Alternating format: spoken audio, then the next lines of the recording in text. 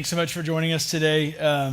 We are in a series that's pretty important to the life of our church. And so if you're here as a guest, man, we're grateful that you're here.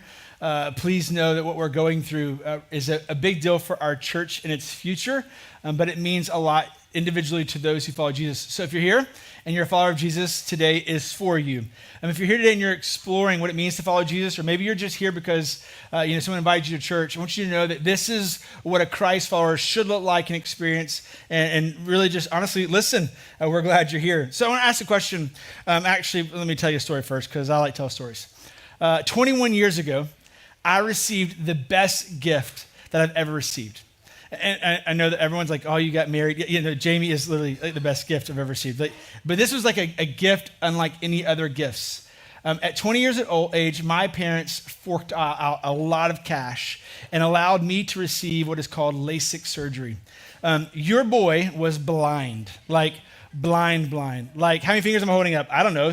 7. I just couldn't see. I was that kind of kid who, literally at 3 or 4 years old, was wearing glasses.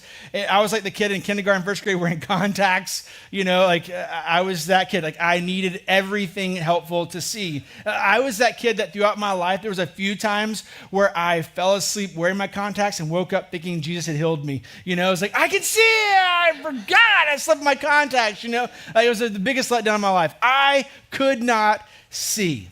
And I was a perfect candidate for LASIK surgery. So I remember going into this massive room. I was 20 years old. I'm sitting in a room of probably a couple hundred people. And in the middle of the room, there's this glass box with this big machine and 6 doctors in it. And you would go and they'd give you these eye drops that made your face feel kind of funny. You could punch me, I wouldn't feel it, I was numb. And then I went to this room and I laid down. And as I'm laying down, they're putting this claw in my eyes. It was like a spider that held your eye open. Don't go watch videos of this. But I was laying there, they did that, and they put a suction cup in my eye, and I blacked out. And as I'm doing this, the doctor's like, hey, I just want you to know this is what's happening, and I want you to know that there are some side effects. Do you want to proceed? I'm like, do I want to proceed? You're halfway in my brain. Can I change my mind now? No, you can't. And he's like, hey, just look at the red lights. And so nervous as all get out, my eye just blacked out. All of a sudden, 3 red dots appear. And these 3 red dots are in a triangle shape, and they're clicking. And in about 30 seconds, this machine's removed. This sounds like crazy. He took a toothbrush-looking device and brushed my eye, but I didn't feel it. So it's okay. Some of you are like, I'm going to puke. I felt that way too, don't worry. And then within about 5 minutes, both eyes are done. I sit up, and I kid you not. Could you say that again? Not you, Siri. Serious. I look across the room, there's an analog clock, and for the first time, without any device or contact, I saw 2 hands on the clock, an hour and a minute, and it was like, this is a miracle. Over the next few days, my eyes got better and better and better. You do a 1-week follow-up, a 4-week follow-up, and a 6-month follow-up to make sure everything's healing right. And as I'm healing, the doctor's like, hey, listen, just want you to know there are some side effects to this. And I'm like, what do you mean side effects? Why didn't you tell me these 6 months ago, right? He said, the side effects are that you'll probably, you'll lose your night vision. I'm like, who cares? I can see, this is a miracle. Fast forward 20 years. Your boy turns 40. I can still see great. But over the last probably 5 years, my night vision has been decreasing. And what I mean by decreasing is I can't see in the dark. And I don't mean like pitch black dark. I mean 8:30, the sun is set. I can't see anything. It's just dark. And it's kind of a rolling joke in my house. My kids can hover over my bed and I not know they're there. They can blow my face and scare me to death. They can hide in the bathroom and open the door, it's pitch black, and it's not pitch black, it's just dark, but I can't see. And this poses a threat to my longevity of life. I'd love to live to be 100, but I fear I won't make it because there's often a time where someone leaves something in our hallway at nighttime. And as I'm walking to find my bed, I will kick something, which sends me into an oblivion of wanting to meet Jesus. It hurts so bad, I tumble and fall. I'm trying to be quiet. I'm falling in my hallway, putting holes in the walls as I fall. And all I can hear is Jamie, my wife, in our bedroom just cackling. Like she's crying. She's laughing so hard, I don't know if you ever done this before. I could be walking to my bed. My bed has been in the same place for 6 years, but my pinky toes don't remember it. I've kicked it so many times that my pinky toes look like golf balls. Like they're just broken. I don't have bones. I've got sand. Like I've kicked them so many times. And it's interesting. You think you would know better, right? Like you know it's there. You know it's coming. But man, it hurts just as bad. It makes me just as mad every time I do it. And the truth is, walking in darkness is painful. When you walk in darkness, wherever you are, it's never going to be good. Now I'm flipping a switch, so ride this with me for a moment. I'm going to be speaking today about the difference in walking in light and darkness. Literally the call as Christ followers that we have to walk in light. If you're here this morning and you don't know Jesus, you don't follow him, he's not important to you, or maybe you're just exploring, I want you to know that apart from Jesus, there is no hope. There's no joy. There's no peace. Apart from Jesus, there's no meaning or purpose. Now if you're like, oh, that's harsh, just bear with me as I talk about what it means to live in Jesus. And maybe you can draw a comparison. We're in a series called Hey Pete because every single one of us, just like you saw a few minutes ago, we can say, hey, something, and usually somebody in our house will respond. You can say Alexa or Siri or Google. You can say that and you ask a question and it responds to you, all right? We're accustomed to that. But we're not often accustomed to saying, hey, God, like, what are you saying? Like, what are you doing? And so this series is what does God say through 1st and 2nd Peter. We're in 1 Peter chapter 2 today, and we're going to start in verse 4. And so just hang with me as you hear the words darkness and light tossed around. My prayer is that God would speak through his word to you personally. So 1 Peter chapter 2, starting in verse 4, it says, you are coming to Christ, who is the living cornerstone of God's temple. He was rejected by people, but he is chosen by God for great honor. Just so everyone understands where we are, Peter is speaking to a people who have been dispersed. They have been scattered through leadership changes in Rome, persecution. They are running for their lives. Because they believe in the way, which is Jesus, their faith has actually caused others to want to harm them, hurt them, kill them, destroy them, disown them. It's not good for those who follow Jesus. And so they're scattered abroad. And Peter is writing to a church that's really just everywhere, and outside of Rome, around Rome, but not necessarily in Jerusalem.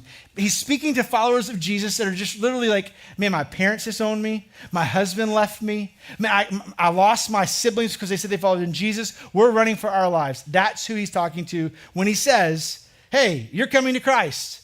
He's reminding them, you believe in Jesus. And then he says these words. He's honestly, he's drawing them a picture. And Peter, why I love this book so much is Peter is like a math teacher to me. So if you teach math, you're a rock star. I learn math better than any other subject. Why? Because you have to show me how it works. Math is like, you gotta like draw it out. You gotta put it on a whiteboard, or in my day, it was a projector. Anybody, like those overhead things, had big like arm. They would draw on this thing and it would show on a whiteboard or screen and I could watch them logistically make sense of it. Peter's doing this for a whole bunch of followers. He's showing them, he's reminding them, he's giving them a picture of who Jesus is. He said he's a living cornerstone of God's temple. He's telling them, I'm building a kingdom. And this kingdom is not an earthly kingdom, it's a spiritual kingdom, but Jesus is the cornerstone. And if you're new to like construction, like I am, like I think I can do things that I can't. A cornerstone is a really important piece to any building. And this time, whenever the cornerstone was set, the cornerstone determined everything. The direction the building was facing.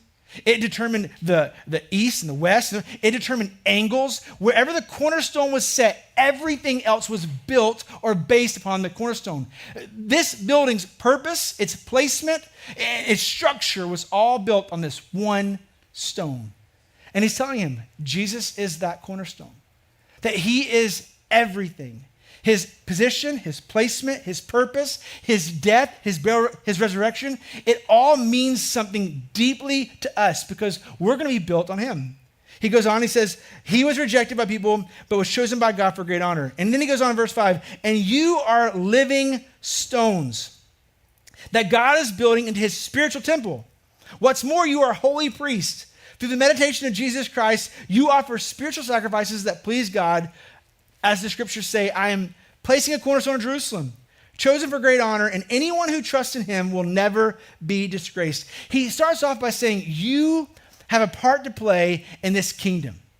If you follow Jesus, if you place your trust in him, you are one of the living stones that he's going to place to build this temple, this spiritual kingdom that people will see. They'll interact with, they'll notice. But more importantly, he goes on, he says, you are holy priests. Now, I don't know your background. I don't want you to think like Catholic here. I don't want you to think priest and robe. I don't want you to think those things. In this kind of season where we're writing, religion didn't exist. Like this wasn't like Jesus was, we're talking like 30, 40, 50 years of Jesus. Like his story, his movement is all new. And so he's not building this new religion. He's telling them, you're holy priests because a priest had one job. A priest's job was to always show praise and thanksgiving to God. Like that was their purpose. Wherever they went, whatever they did, whoever they spoke to, there were to be a constant image of praise and thanksgiving to God. This is what my life exists for, praise and thanksgiving. And Peter is telling followers of Jesus, you are now all holy priests. You don't have to be a pastor or a minister. You don't have to work in ministry or be at a church. You, follower of Jesus, you're a holy priest. That wherever you go, whatever you do, you are to show your praise and thanksgiving to God. Now listen, just hang tight for a moment. You got to know who Peter's writing to. These people who are dispersed. A new king is coming into power. Nero is now in place. And if you're like, who's Nero? You're kind of like me. There's a lot of things that if it wasn't important for like longevity of life, I forgot it. You know, like that math I spoke to, like I've spent the whole week on YouTube, and I'm not like a huge person to praise YouTube, but YouTube has taught me 6th grade math this week. I mean, I spent my whole week, you know, looking at it, studying it, praising it, thanking God for it, studying it, learning it. Like that's what I had to, because I didn't want to forget it. But truth be told, I forget a lot of things. Things disappear, they go away. And Peter is writing to the people, listen, you can't forget this. Don't lose sight of this. Don't move beyond this. This is who you are. You're holy priest, and God is going to use you, your life. As you bring praise and thanksgiving to him, he's going to show off everything that you are to the world around you. You cannot forget who you are. He continues in verse 7, he says, yes. He says, you who trust him recognize the honor God has given him.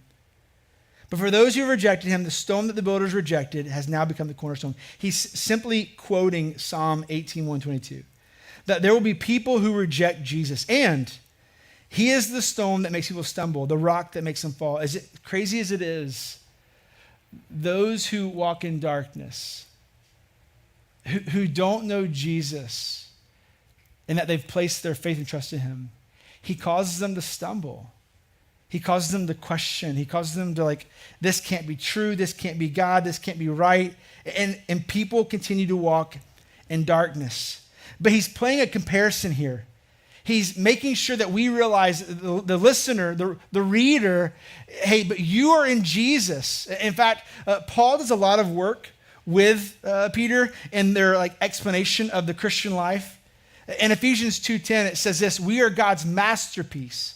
He has created us anew in Christ Jesus so that we can do the good things he's planned for us. This idea that we're being used by God as holy priests in building his kingdom, he's telling us, you're my masterpiece.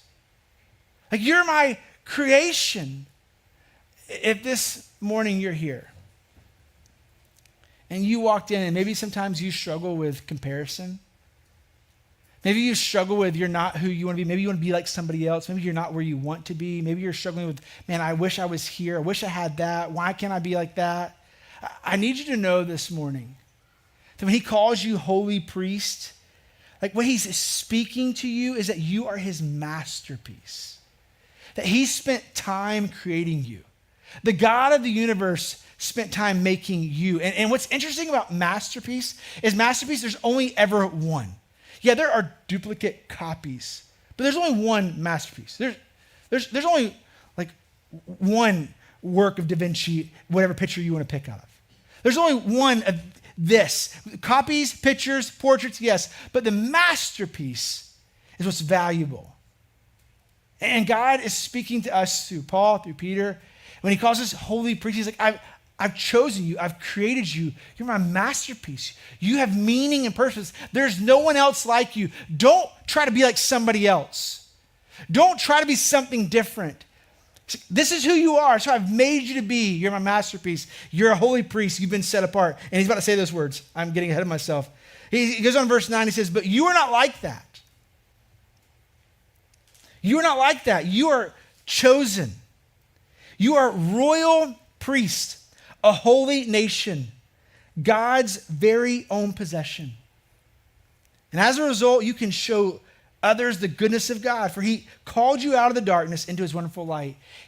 He's reminding of people who are hurting, who are just wishing, like, you know what, I'm just going to ditch this. This is way too difficult. This is way too hard. It's way easier for them, way harder for us. He's like, no, don't forget, you are a chosen people. You've been set apart for a purpose. You're a priesthood. Your life exists to reveal God to the world around you. You're God's very own possession. Now, the world we live in has done a really bad job of messing up words. When we look at the word slave or slavery, we have in our mindset what's happened basically in our generation. And I want to move past what mankind has done and look at the image that God has created. Like what God speaks and says is perfect. What man does is usually messed up and broken. He says, you are God's very own possession. Because of what Jesus did on the cross, he paid a price. He took on a punishment that we deserved by dying on the cross. Like his bloodshed purchased our freedom and forgiveness. And by trusting him, we become his possession. We become slaves. He becomes our master. Not in a term of oh, this is horrible. But in terms of that, we have a king who loves us, leading us. We have a God who's a perfect father who is our parent. And he is like, I'm with you and for you. I love you. And because of what he's done for us, because of who we are in him, he says, you can now do something. So really quick, Christ followers, because of what God has done, because of the trust and the faith that you've placed in Jesus, you can do something. You can show others the goodness of God. You can reveal who God is because he's called you out of darkness and into his wonderful light.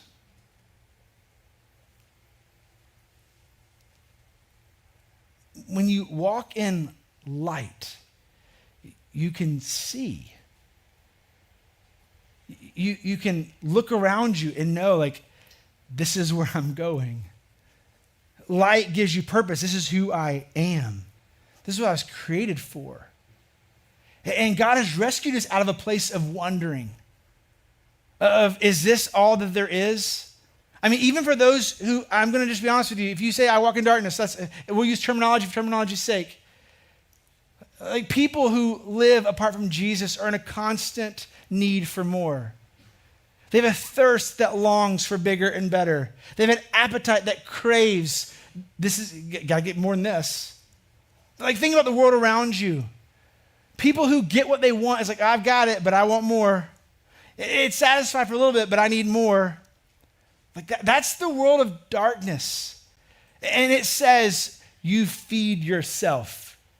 You do what you need to do. You be you is what darkness says. And you crave whatever the world has to offer. If you want it, go get it. Our nation has a dream. Be whatever you want to be. Do whatever you want to do. But that's not what followers of Jesus live like. We've been rescued from comparison. We've been redeemed from an idea of needing more in our life. We have an all-sufficient God who is King and Father. And out of his great love for us, he allowed his Son to pay a price we didn't have to pay. And in that forgiveness, we can walk in light. But light is attractive. If you're ever in a place in darkness, you look for light.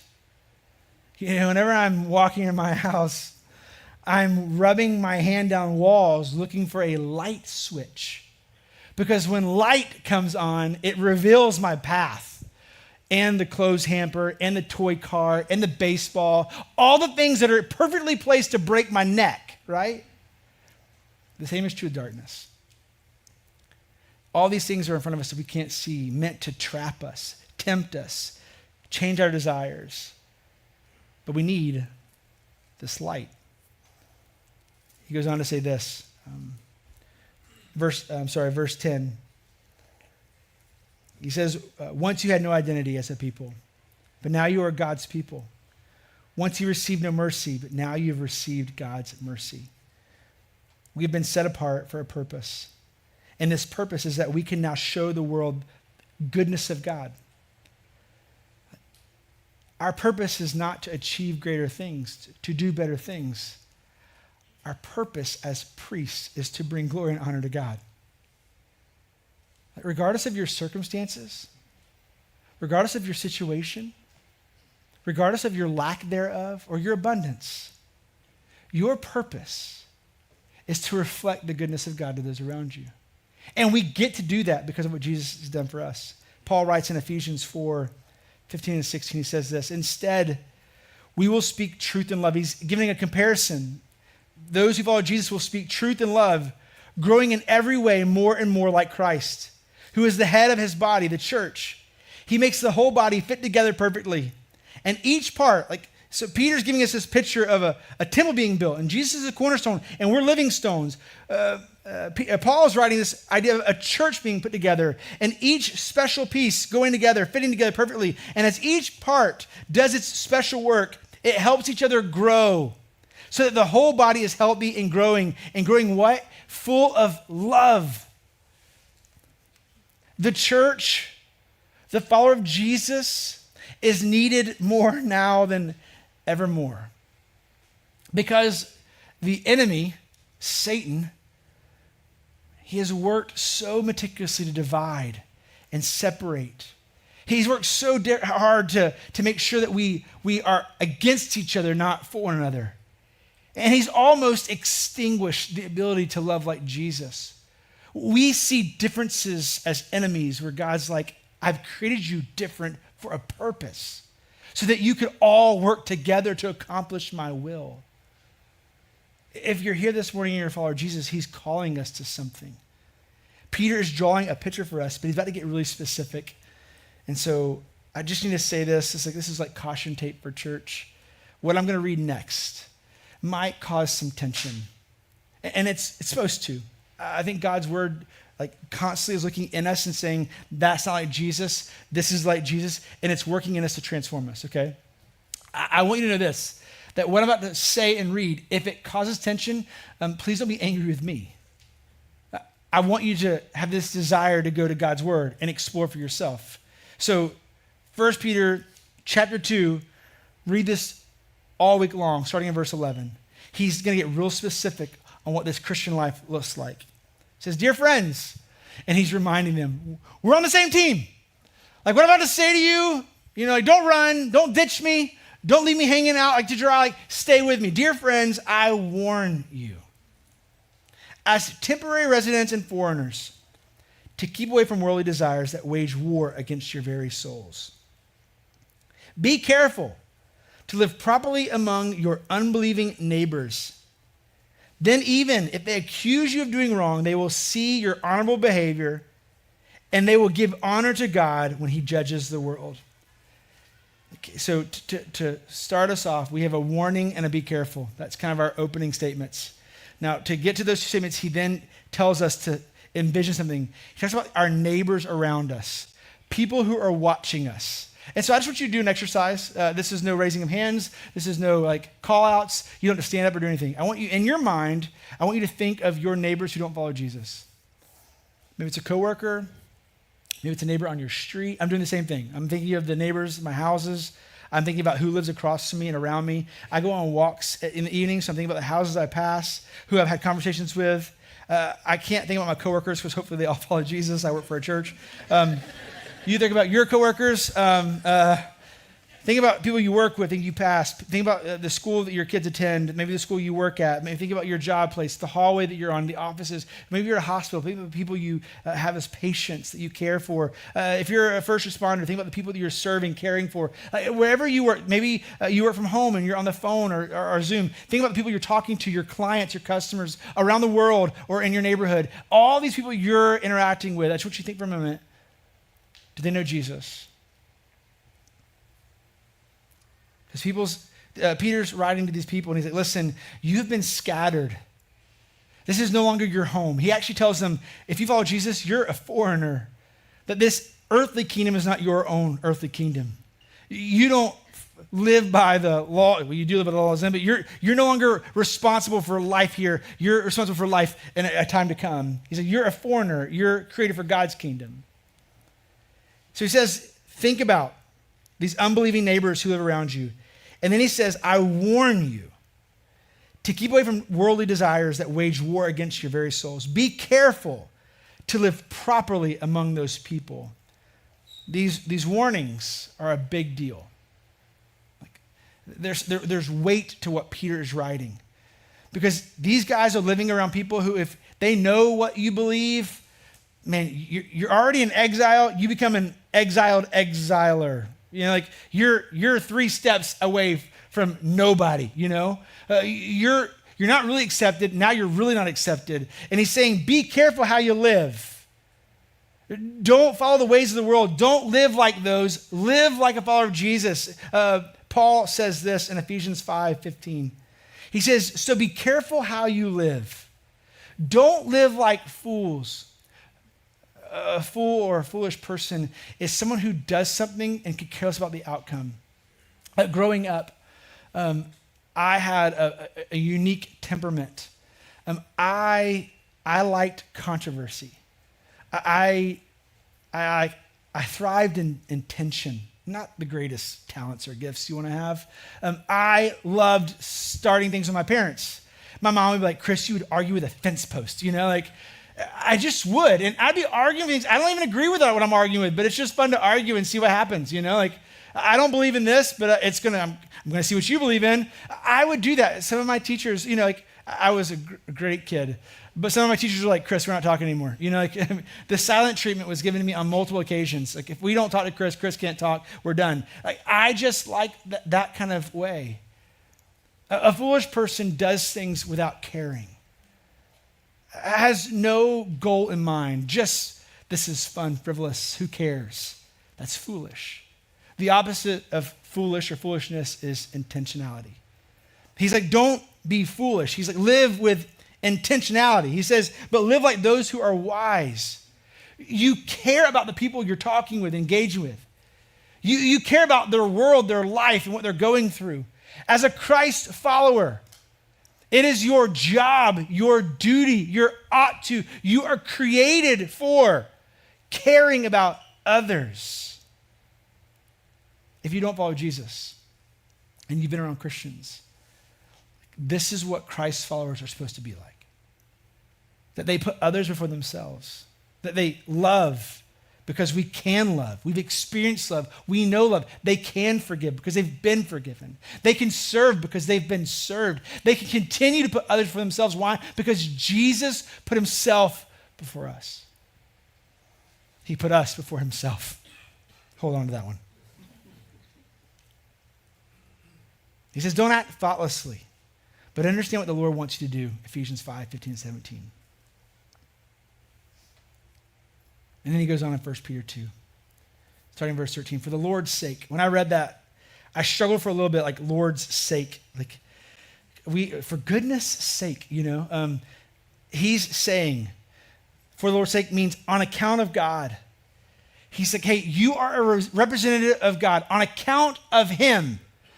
When you show up, you bring him with you. When you love people, care for people, when you serve people, when you disrespect people, when you speak negatively to people, you're on account of him. So for the Lord's sake, submit to all human authority. And none of us like Peter anymore, so we can just skip this part. It says, for the Lord's sake, submit to all human authority. Whether the king as head of state or the officials that he has appointed, for the king has sent them to punish those who do wrong and to honor those who do right. It is God's will that your honorable lives should silence those ignorant people who make foolish accusations against you. For you are free, yet you are God's slaves. He says, you walk in freedom that you no longer have to live a life that's accountable to the world, caring about what others think, doing to prove yourself to others, justifying your behaviors. You don't have to live in the strappings of the world, trying your best to one up or to gain success or to earn income. You don't have to try to be better than the other people or look better. You don't have to do any of those things. You're free from that, but yet you are God's slave. You're owned by a God who loves you, a father who gives good gifts to children. You are adopted. You are in kingship with God. He says, so don't use your freedom as an excuse to do evil. Respect everyone and love the family of believers. Fear God and respect the king. I don't talk about like hot topics from platforms, but I want you to know that in like the last 20 years, this nation that we live in has gotten this big uproar about every 4 years about who the next president is. And we've allowed that choice and that vote and that outcome to dictate our behavior in the world. And Peter is writing at a time where what we're experiencing in a national leadership change is nowhere near what they're experiencing. Nero was ruthless, burning people on stakes to light gardens. If you followed Jesus, he would have you killed on the spot with no fear of retaliation. He didn't care about humanity, heart, love. He cared about power, authority, and reigning. And so Peter is writing to a people who's under the rule and reign of someone who is ruthless, evil. And he says, fear God and respect the king. I'm not telling you to go out and like, if you have a ruler in your world, if you have a boss who's telling you to do things that are illegal or against your moral like compass inside of you, like that's not what we're talking about.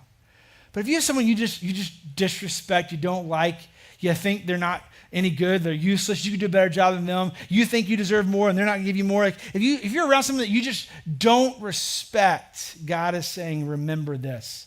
Fear God. Not like, oh my gosh, you're going to get me. Fear God is that he is your ultimate authority.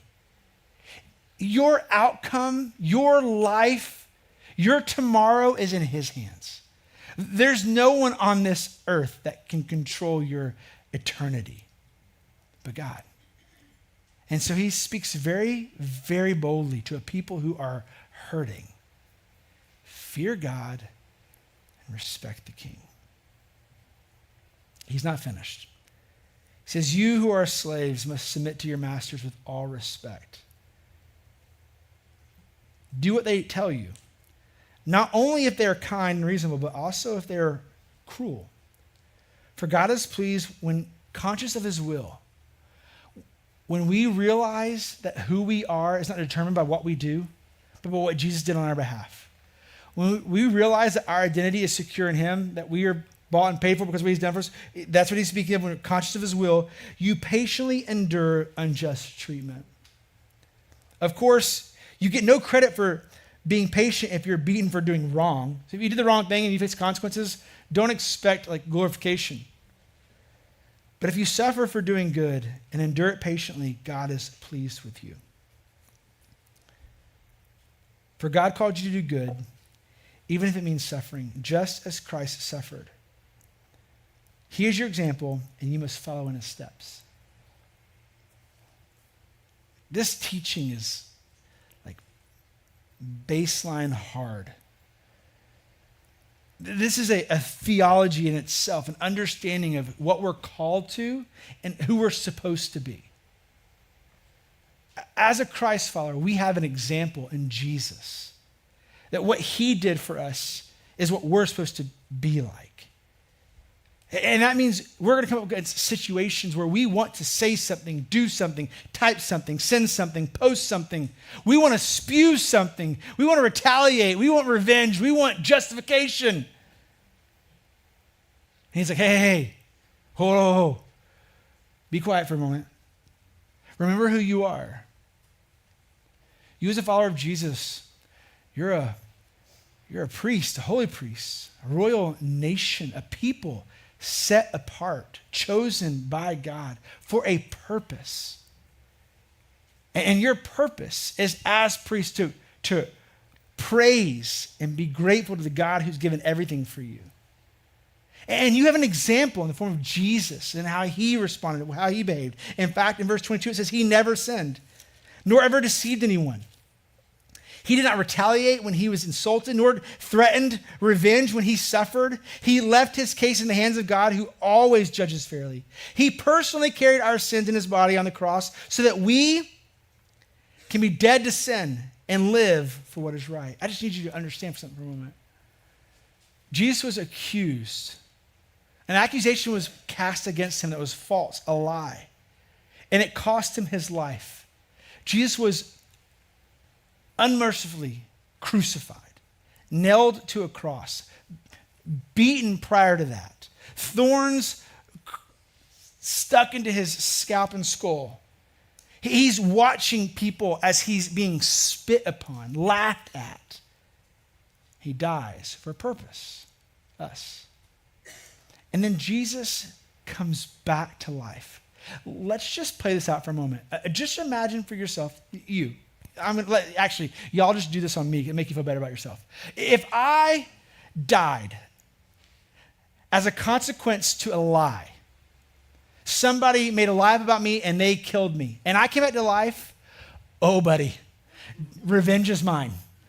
You thought you could kill me and you didn't. I mean, I'm coming back with like ultimate revenge. You know, like I'm going to show off. You think you can kill me? No, you can't kill me. But Jesus didn't come back that way. Jesus came back to life, and to his disciples, he's like, listen, go tell those people. The guy who made that crown of thorns and stuck it in my head. Hey, that guy who beat me with a whip. Hey, the people who laughed at me and spit at me. The guy who nailed those nails in my hand. Hey, would you go and tell them that I love them and I did this for them? This is our example. This is what we're called to as Christ followers. We're called to live differently, chosen, set apart, to look like God's kingdom, a masterpiece who's willingly submitting to his authority. As a slave, I'll do what you long for me to do. I'll do what you've asked me to do. And I'll use Jesus as my example. It says, by his wounds we are healed. Once we were like sheep who wandered away. Like, have you ever studied sheep? Like, sheep are dumb. They're not intelligent creatures. They just keep their head down and wonder and whoops, how did I get here? You know? Oh, look, there's a wolf. Let's walk towards it. You know, like they're just not smart. And Jesus, through Peter, is like, hey, you were kind of like that. You didn't really care. You weren't intentional. You were foolish. You walked in darkness. But I've rescued you from that. I've called you by name, set you apart, and now you walk in light. And you have this purpose to reveal to the world a Jesus worth following. He says, but now you have turned to your shepherd, the garden of your souls. We have a God who, is there to protect us, to show us the way, to guide us. And so I want to leave you with a thought this morning. I just wanted you to kind of wrestle with an idea. Your purpose is to be used by God, the follower of Christ.